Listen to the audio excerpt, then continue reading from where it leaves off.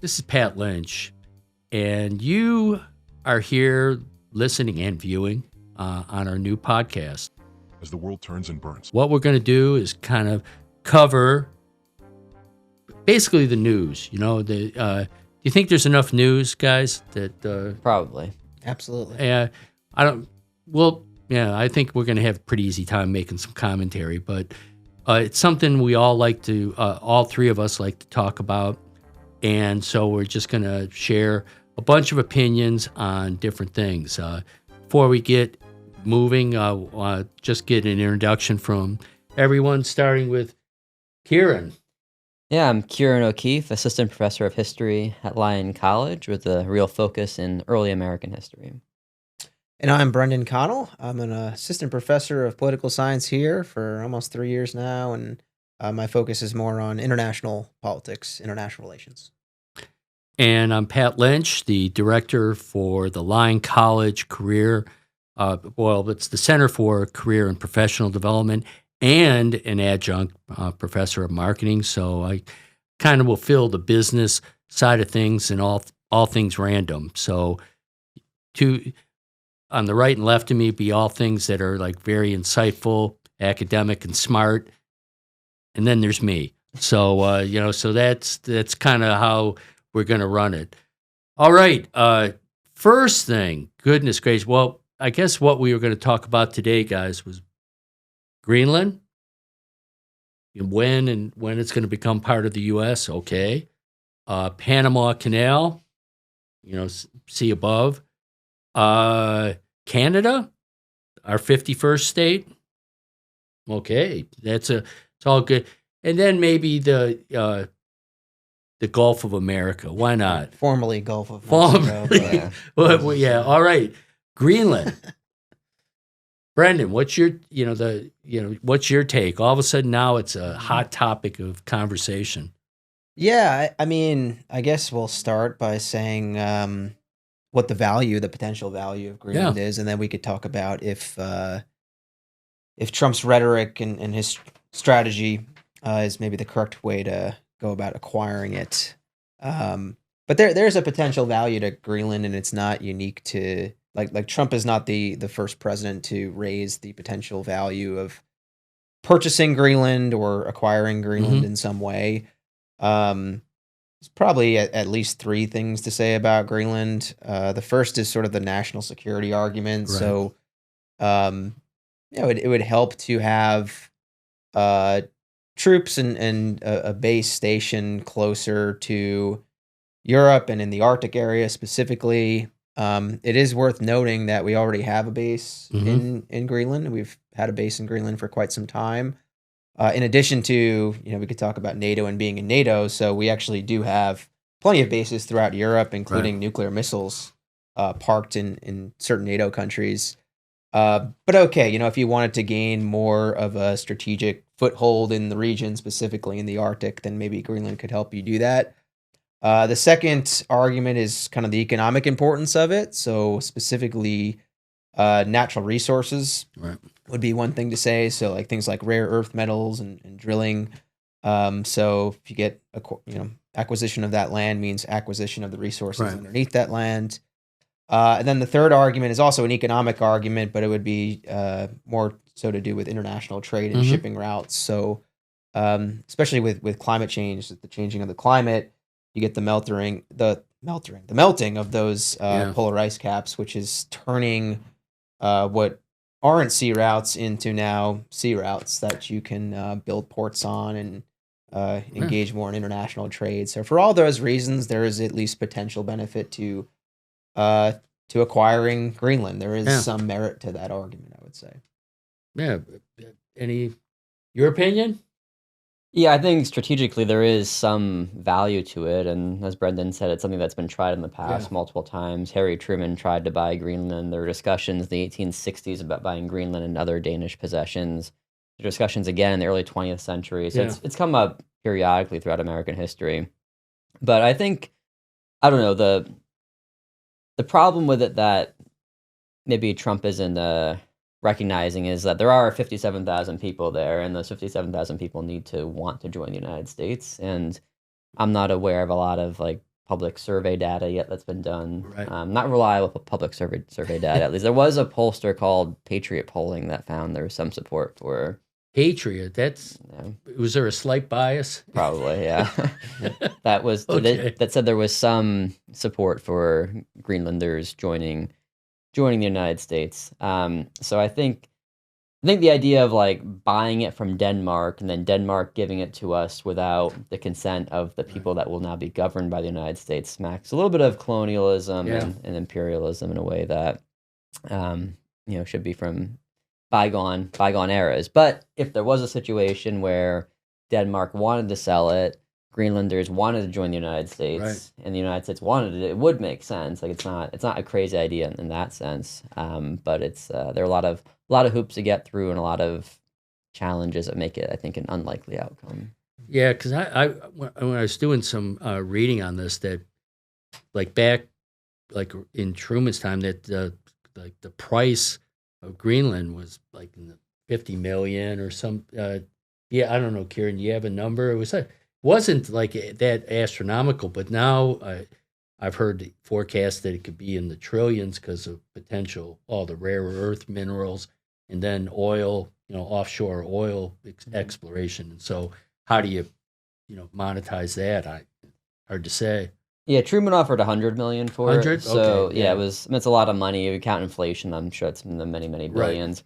There were, I think, back when Trump initially expressed interest in it in his first term, there was like a range given for the value of Right. Greenland, and I think trillion was definitely on the high side. But Right. the median estimate was dozens of billions of dollars. Right. I forget the exact number, Yeah. but it was billions and billions of dollars that Greenland would be worth. So it would be a lot of money. Maybe it'd be worth the investment for the United States. Yeah. And for Greenland, if there was going to be some support for becoming part of the United States, I think the support would be that the U.S. is, it's a global superpower. It's an Mhm. economic superpower, and there could be some economic benefits to Greenland joining the U.S. But there are other challenges too, like what do they do with like their healthcare system, for example? Right. Do they want an American-style healthcare system? And if anything, Greenland's moving towards full independence from Denmark. And one Right. of the things holding them back right now is that Greenland is not, it's 57,000 people. It's a very small tax base. Right. It's hard to run a government with 57,000 people. And so they're dependent on subsidies from Denmark to Yeah. help the country get by. But they've moved towards independence over time, and they ended their colonial status in 1953 by becoming an equal part of the Kingdom of Denmark, and then have gradually gained more Right. autonomy since then. But support seems to be going more towards independence, and I don't really know how joining the United States has Helps much to do them. with that. Mhm. When's the last, like, if you want to call it country, that's been purchased by another country? Seward's Folly, and as far as Alaska, that goes way back, and Yeah. I can't think of a like recent, semi-recent examples of anything like that happening. The U.S. did buy the Virgin Islands from Denmark in 1916. Okay, A little bit more recent. Still a long time Right, ago. yeah, but yeah. More recent. It's not as common today, right? That's something that back in the day happened more frequently. But Sure, in yeah. 21st century, I can't think of any examples. yeah, and it's kind of like it's like a throwback from to a bygone era and everything. Yeah, in many ways. That's where like this expansionist impulse, when I hear some of like the rhetoric coming out of it, it does to me sound kind of imperial and colonial. Well, in a Manifest way. Destiny has been brought back, right? As far as that's kind of a Trump's own words that he's kind of let's bring back some of the golden oldies. Yeah, I think he's talking about in the context of Mars from his inaugural address. But so Yeah, that's, well, that's a term which well, Elon gives you $270 million. You say you're going to go to Mars, I guess. That's kind of placate him. yeah, Manifest Destiny had a lot of really negative implications about it for people who weren't white Americans. Right, so, right. yeah. But, Brent and I were talking about this sphere of influence. Is it kind of like Trump's view is kind of like how to carve up the globe? China's, pretty clear that they have a strategy in place. Russia is kind of doing like this expansion. They're trying to bring back the kind of the old Soviet Union in a way. And so is America kind of doing the same thing? We'll get to the Panama Canal and Canada, but is that kind of how things are shaping up? I'm not sure. I mean, maybe in some ways, but what I find perplexing about Trump is that there's kind of the two sides to him. There is the side of him that is like, we're going to end these wars right now. We're going to be more isolationist, America first. We're not going to get bogged down in foreign conflicts. We're going to withdraw from certain international organizations, right? So there are those parts of it, but then there is the part of Trump too that is talking about acquiring Greenland, maybe using military force, acquiring Panama Canal again with military force. And that doesn't really, I don't know how that meshes with the other part of him, unless he views, I guess, maybe that expansion as an American first part of the agenda, not other types of interference. So I don't know. If there's anything, a takeover of Greenland by force, does that violate the NATO agreement? Because Denmark's part of NATO, right? So it would violate a whole host of international laws and norms. I mean, Right. it violates customary law. I mean, Right. that's a no since at least World War II. Is conquest is off limits. Yeah. It would. Yeah, it would create. I mean, I honestly think it would be the least of our worries. It's just internal disputes within NATO. There have been disputes between NATO members before, right. so like Greece and Turkey, I could think of. Mm-hmm. But yeah, I can't think of another episode in history of where a democracy invaded another democratic ally against its will. Yeah. I mean, it would truly be unprecedented. I don't know if you could think of anything, but I can't even think of. I think even like wars in general between democracies is pretty hard to come by. Yeah. So I can't think of a precedent, but it's interesting. Like you mentioned, there's so many things that I think the Trump administration says that it's kind of contradicts each other and at odds with one another. So like, I would argue that the potential benefits of acquiring Greenland, all those benefits can be achieved without conquest and without necessarily the U.S. owning Greenland or entering. Like, I think there's other ways to do it. So, like, for instance, the national security argument is like we could put bases in Greenland and we can control Greenland. Right. But you could already do that now. I mean, we've already got a base there. Right. And then also Greenland is in NATO. So they are a NATO member because Denmark is a founding member of NATO. So, and we already have a foothold within Europe and within the Arctic because of our alliance in NATO. Contradict that with like what are Trump's views on NATO? Right. Generally negative, I would say. Maybe NATO is at risk these next 4 years under the Trump administration because there's these concerns about burden sharing and the U.S. is not getting enough out of this alliance. But I don't know. It's right in front of him. Is there's actually the benefit of NATO is we can get more of a foothold in the region. Let's go there. 4 years. It seems like 4 years, and it's only been 3 days in his administration. But is it possible that he's going to kind of redefine our relationship with NATO? I mean, he just pulled out of the World Health, WHO. Mm-hmm. I think I don't know if the World Trade Organization, if he's intending to get out of that, but he has a very skeptical view of alliances. He just does. He's real transactional, so I don't think he sees the value in. Is it possible that NATO could be next? Yeah, I think he's skeptical towards international organizations in general, right? Yeah. So WHO, WTO, these aren't alliances, but they're international organizations. And I guess I'll speak about the WTO because it's what I know more of. Yeah. There's a lot of good that comes from the WTO. So like the WTO serves in part, it serves as a judicial body. You can kind of hear out trade disputes between countries. And it actually does have ways of enforcing its decisions where you can essentially be sanctioned by another country if you lose a dispute. You could also choose to pay like monetary payments if you lose a case. So WTO, it does serve that function to kind of keep trade free and fair, Right. which everyone sort of gains from in theory. And the U.S. wins more cases than it loses at the Right. WTO, and we're also the most frequent user of the WTO's dispute settlement mechanism. So you could say in aggregate, the U.S. actually wins from having this Yeah. organization. That said, I think his views towards any international organization is screw compromises. Like Right. everything needs to benefit us, right? Like I don't want to lose one case at the WTO. Right. You know, I want to win them all. Otherwise, I'm dropping out of this Right. organization. We're getting the Um, short end of the deal, and Right. so yeah, and same for NATO. It's forget about all the good things that NATO does. Let's just focus on here's where the U.S. is getting fleeced in some way, and or we need to fix overcharged. this, or we're Yeah. going to drop out of it. So yeah, I think I don't even know where I was going with that, but I think that's always Yeah. the general attitudes is just kind of this isolationist anti-IO, anti-alliance. 2 years from now, what will, as far as when it comes to Greenland, what will be kind of the current situation? We have kind of a lot of talk now, nothing changes, or will there be some changes, or what will they be?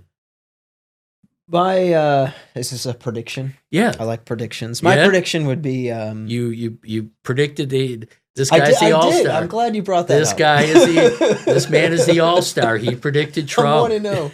I also predicted the Mets to win the World Series, though. I remember so, that. I didn't I've, bring it up. I You didn't. know, I'm batting 500. What would be my prediction? Yeah, I think. I don't think anything really happens. Is my prediction. Like I Mhm. don't think Trump is serious about using military force in Greenland. Right. Is Trump reckless enough to start threatening sanctions and stuff like that? Maybe. I would hope not. I think the status quo probably holds. Greenland is not. I could see Greenland getting independence in the future. Yeah. But if they do, why would they vote immediately to enter into another arrangement with Yeah. another sovereign power where they don't have independence? So, yeah, I think either Greenland remains Greenland because Yeah. it does benefit, I think, in some ways from remaining like under the Kingdom of Denmark. Yeah. Or maybe they choose to, like in some referendum, they gain independence, but Yeah. I don't see them entering into. Yeah, I definitely don't see them becoming a part of the U.S., and I would even be skeptical of any sort of like association agreement, which the U.S. has with some other countries. I would view it as Yeah. they're going to remain truly independent. Yeah. You agree? Yeah, I think something along those lines. I don't see the U.S. getting Greenland. I guess I wouldn't put the chance at 0 because you never know, but I think it's very unlikely. Greenland, the prime minister of Greenland is talking about having a referendum on independence very soon, as in like Yeah. maybe this year. And the public polling in it has shown that there's probably majority support for that. It's a lot of the economic issues that are kind of holding Greenland back for independence because they don't generate a lot of money and they have all this money coming from Denmark. So how do you move forward with that? And also, I don't think Greenland has a military, so Yeah. not that Denmark's military is huge, but they have Right. some kind of military presence that can protect the island, defend the island. So most likely, yeah, nothing. I expect nothing will happen significant, but I don't know. He seems like a little fixated on these issues of Greenland and Panama, and it could just be posturing. I think it's Mhm. probably just posturing, but he brought up Panama in his inaugural address. Yeah. He mentioned the Panama Canal, and it Well- seems like he's been interested in Greenland for a long time. I heard him reference something the other day where he's like, I knew about the importance of getting Greenland long before I was president. So it's something he's genuinely interested in. I don't expect the issue to go away, but I just don't see like a viable path for him to actually acquire Greenland. Denmark isn't going to sell it. And I think Denmark also feels like it probably can't sell it because it's an autonomous Right. region within the Kingdom of Denmark. So it'd be like the U.S., I don't know, selling Alaska or something like Yeah, that. It would be yeah. kind of the equivalent of that. And so Denmark won't sell it. I don't get the sense that there are a lot of Greenlanders who want to join the United States. And so that leaves Trump with using economic pressure or military force to Right. try to acquire it. And economic pressure, I don't think that would be enough. And even if he upped the ante, is that really going to endear Greenlanders to the United States? Yeah. If it's going to cause them economic harm? And is he actually going to invade Greenland And militarily, yeah, sure, the U.S. could acquire Greenland through military force, but does Trump want to start a war over Greenland? I would guess probably not, And but we've I don't. become a world pariah in many ways too. So Yeah, we would. Yeah. well, the other you were mentioning the other fixation as far as Panama Canal. So why is that being discussed now? It just okay, Panama Canal, it connects the two oceans. It's it's a effective shipping route for many, for world trade. And okay, and that was about it. So why is Panama Canal in the conversation right now? I mean, I think this for Trump goes back a long time as well, the Greenland thing. Trump would have grown up at a point in time where Carter was negotiating with the Panamanian government gave to it away. hand it back over. Yeah. Ronald Reagan, who was severely criticizing Carter for doing that. Yeah. Ultimately, it still happened, obviously. And, Carter gave it back, I think, for a couple of reasons. One is that it was really expensive to operate, so there was a lot of money we were pouring into it. And then two, again, the whole idea of this imperialism, colonialism. In the 1970s, this is like the end of the era of decolonization when European powers are giving up their colonies in Africa and Asia and in other parts of the world. And the Panama Canal wasn't a colony on the level of like, I don't know, British India or something, but it still was kind of a colonial presence. The U.S. had helped instigate a rebellion in Panama against Colombia to sever the country to get Panama to give us this land to build a canal. And so it was very colonial. And, Trump grew up at this point in time, who is as somebody who I think was a supporter of Reagan, didn't favor handing the canal back over. And, I think he wants to get it back, wants to give the U.S.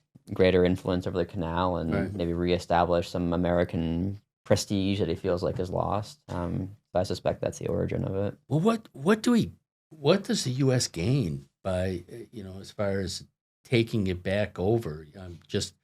What I read is that he's upset with I guess U.S.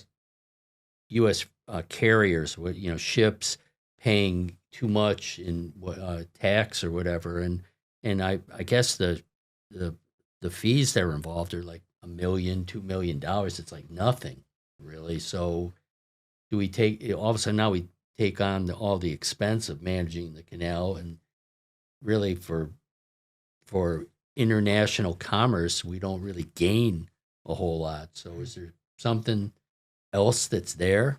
I mean, strategically, what do you think?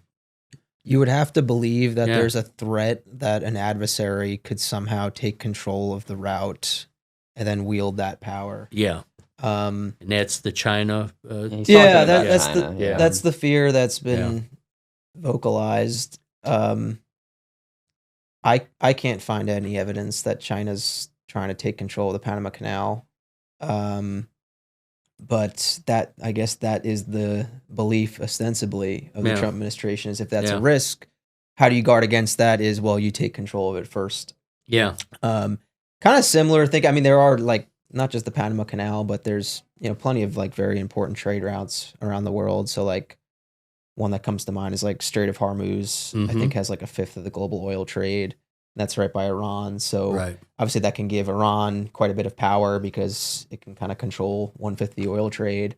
So there are arguments for like why you'd want to control important trade routes, but I don't think there's been any evidence to show that China is trying to take control of the Panama Canal or controls it currently in any way. I know the Panama's government came out and said that was false.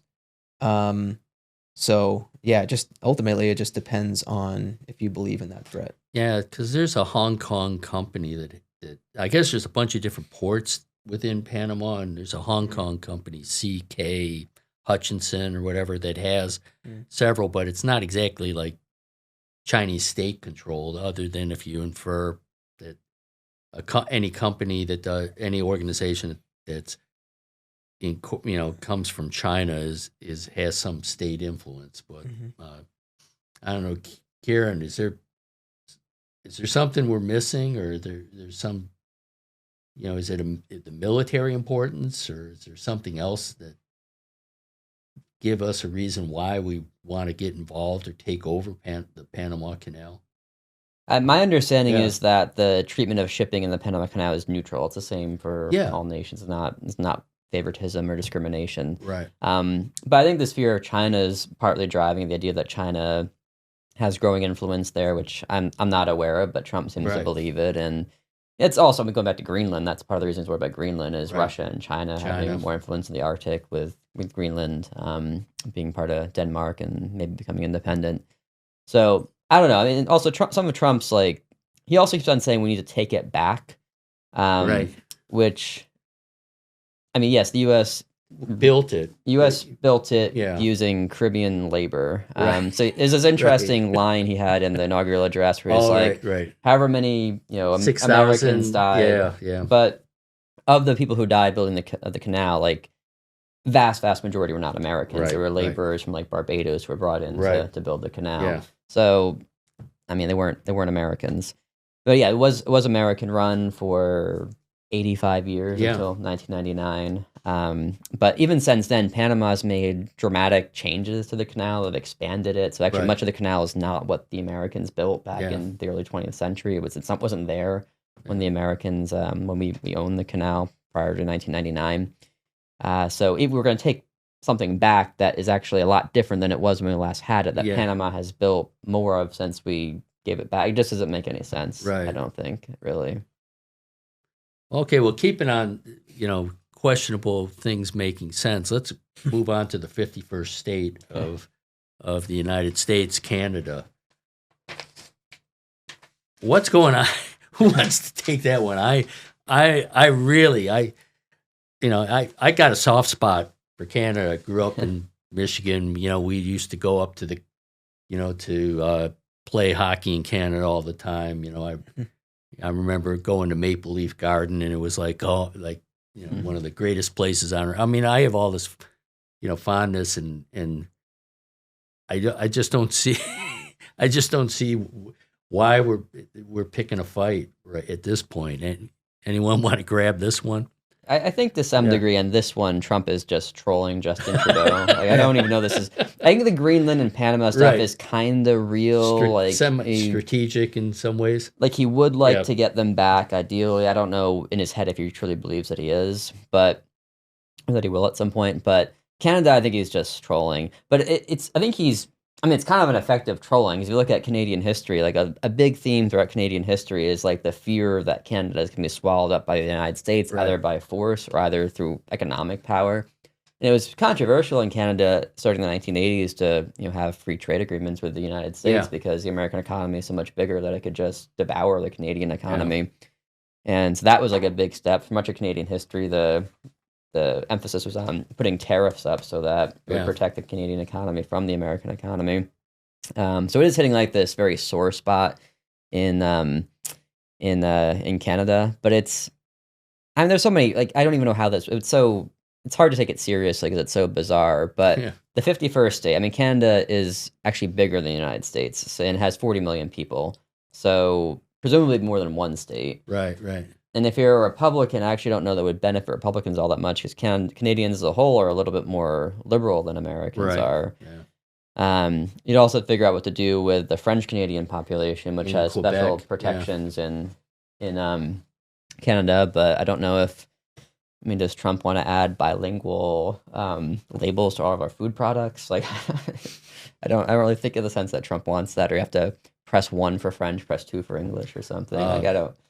It's Well, don't I go way back, and I remember in being in marketing when NAFTA became like the law, and having to redo all the packaging to be NAFTA compliant because you didn't want to have 3 different products. So you had to try to find a convenient way to have all the languages included. It was a nightmare, absolute nightmare.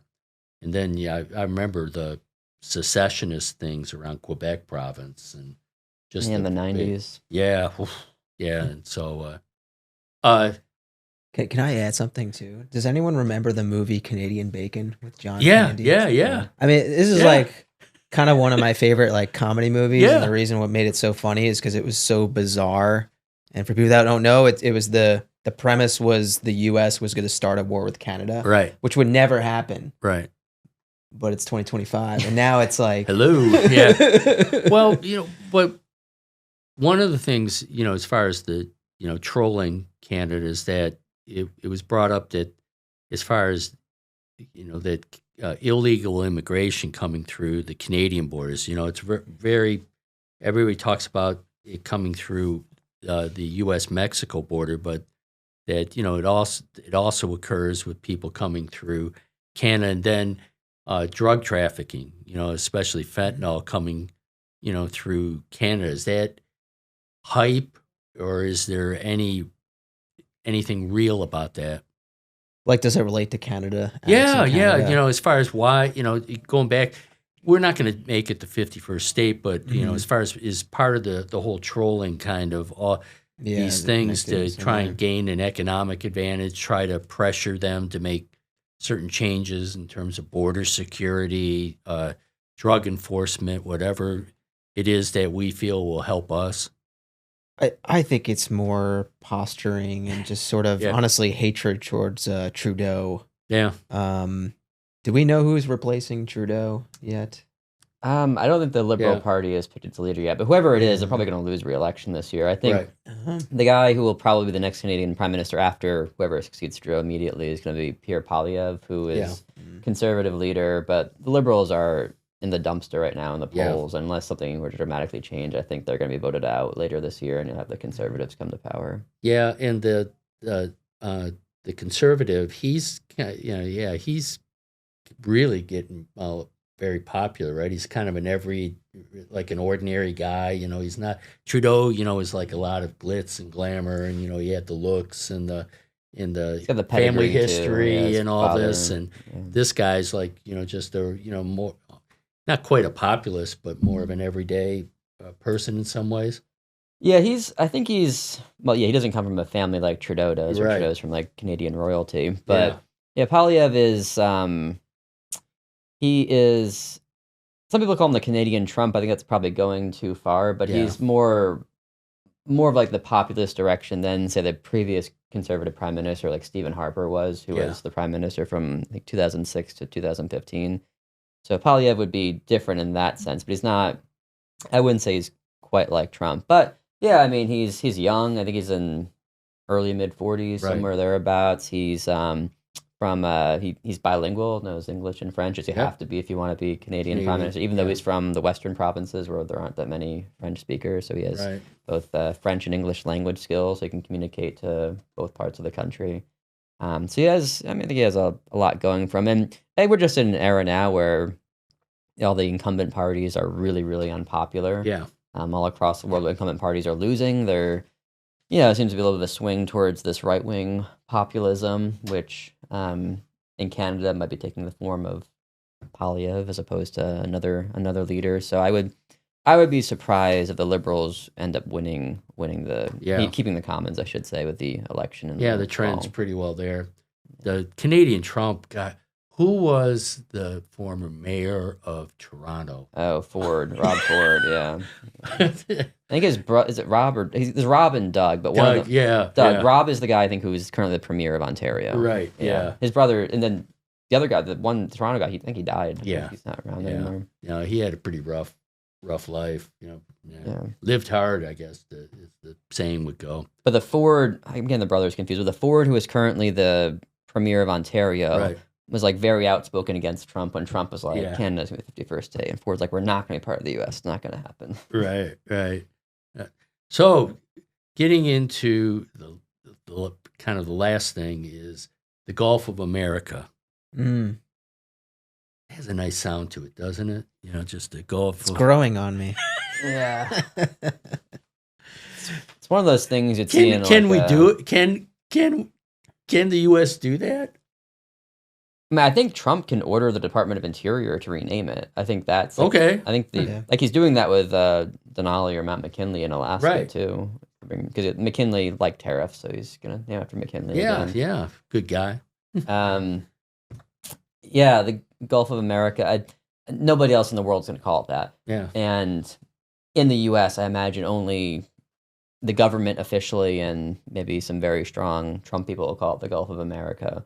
And I guess it's like, I guess it's harmless. I don't know. It's kind of one of those things that if you saw on a comedy show, it'd be sort of funny. The Gulf Yeah. of America sounds preposterous, but now it's kind of real. But I saw that DeSantis gave a speech referred to as the Gulf of America the other day, and next Florida is like officially recognized as the Gulf of America. There you now, go. And Yeah. You'd expect nothing else from DeSantis.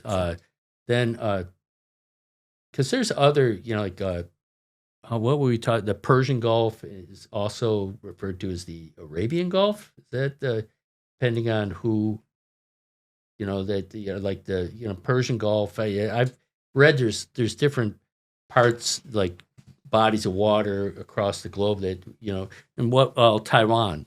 Taiwan's referred to Taiwan. Some call it Taiwan. The Chinese Taipei. So I guess you can call it whatever you want to call it. Now, before you arrived, Karen, when you're getting on to renaming things, Brendan actually wants to rename Bryan Lake to Connell Lake, and we're doing an official movement. And Yeah, it starts. we're now. announcing it here So, right now. Yep. Yes, Yep. sorry, Dr. Taverner. Gotta get that on the program for graduation, matriculation, all that. the candlelight around Connell Lake. Yeah, It's, it's got a great. it has a ring ring to I it, like doesn't it? Yeah. I like bring it. the name back. Yeah.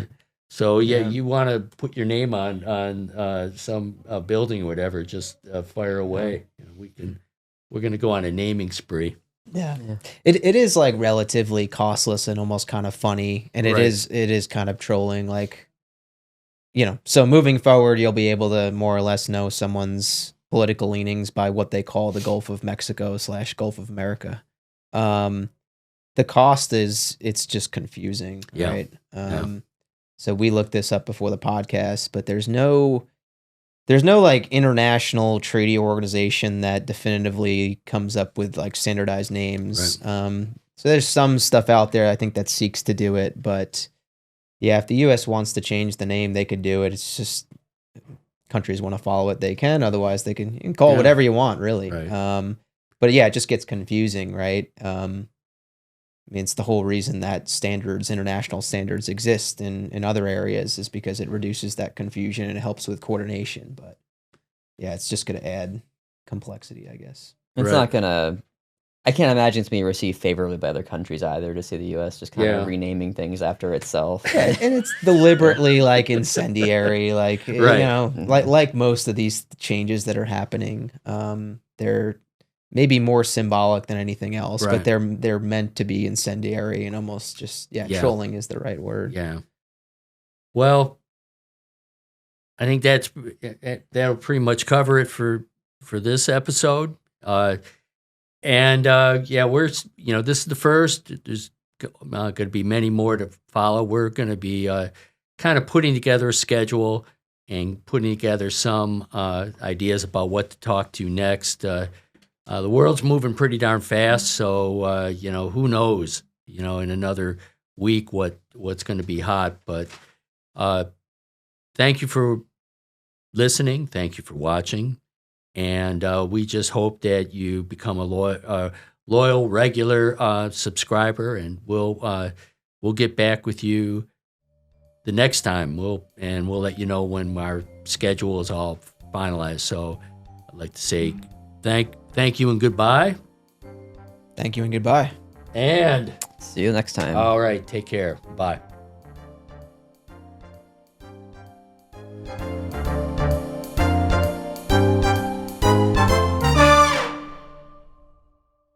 This podcast is sponsored in part by Lion College and Kilt Studios. Thank you to Jonah Winter for the intro and outro music.